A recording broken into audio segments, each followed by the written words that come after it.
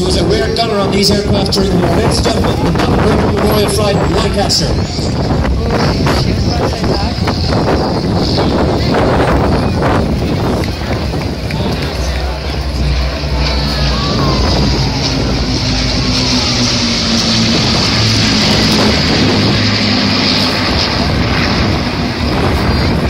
What an amazing sound, what an amazing sight. We've waited so long to have this aircraft come back to us, and we're so happy to have it here today. And I was delighted to meet Martin Charters this morning, and we dedicate this display to him. As I said to you, he was a rear gunner in the Lancaster during the war.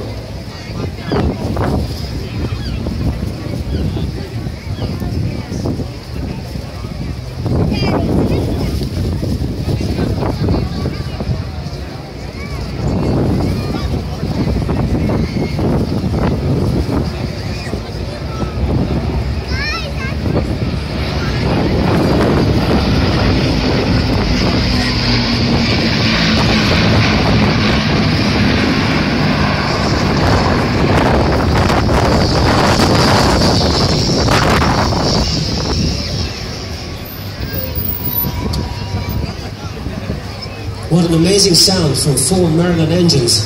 Can you imagine what it must have been like to listen to 4,000 Merlin engines as 1,000 bombers formed up to head east?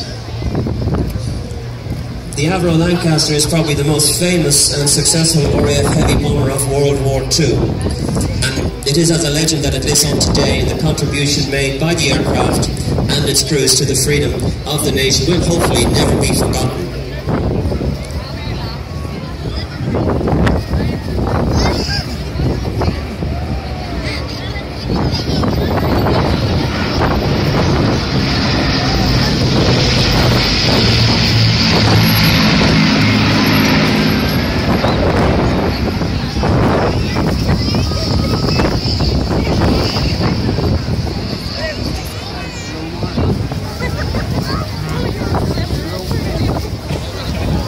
Now, because there are so many pilots dedicated to operate the aircraft for the Battle Memorial Flight, I can't tell you exactly who the crew are today, but the crew is made up of pilots, navigators. There are 2 pilots on the aircraft. Normally the aircraft only flew with 1 during its operational career. With the Royal Air Force flight, it's got a second position for the co-pilot, and there's also a second Lancaster in the UK at the moment, which is the Canadian Warplane Heritage, and that also flies with 2 pilots. It has a flight engineer, and it also has a navigator, and it has observers in the mid-upper turret, and I think they may have somebody in the rear turret as well.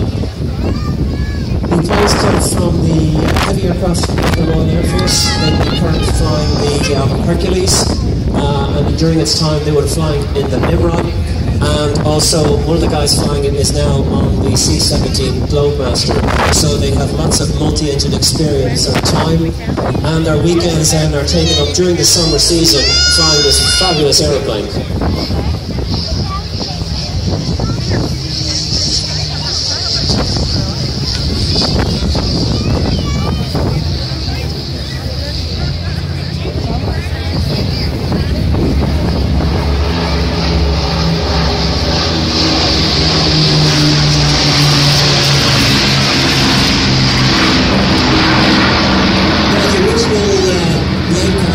His first flight from Woodford, which is near Manchester, on the 9th of January 1941.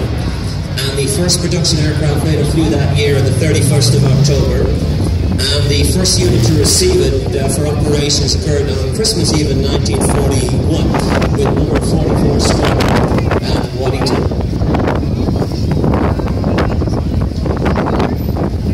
At the time, the performance of the Lancaster was simply outstanding. It could carry a maximum bomb load of 22,000 pounds.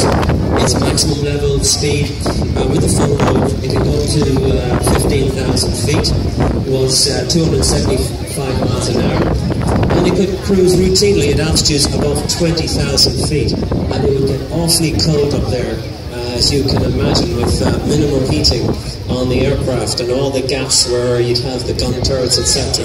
So it would be bitterly cold, and in some cases the guys would be wearing electrically heated suits.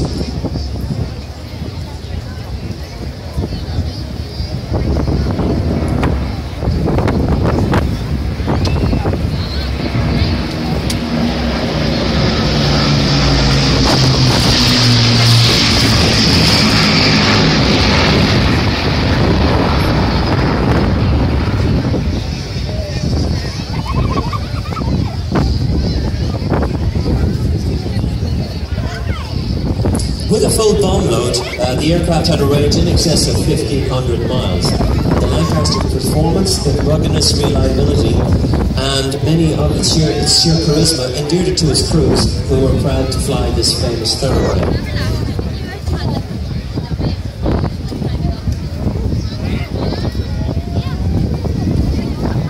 Now folks, have the cameras ready as they reposition, because I've just got word that this is their final flyby.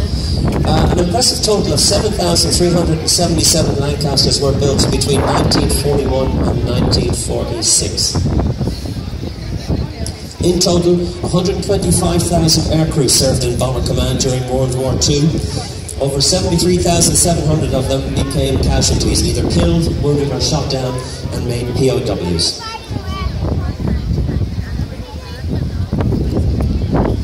Well folks, we've just got word now that the guys have now repositioned. They're heading back and making their way back to the UK.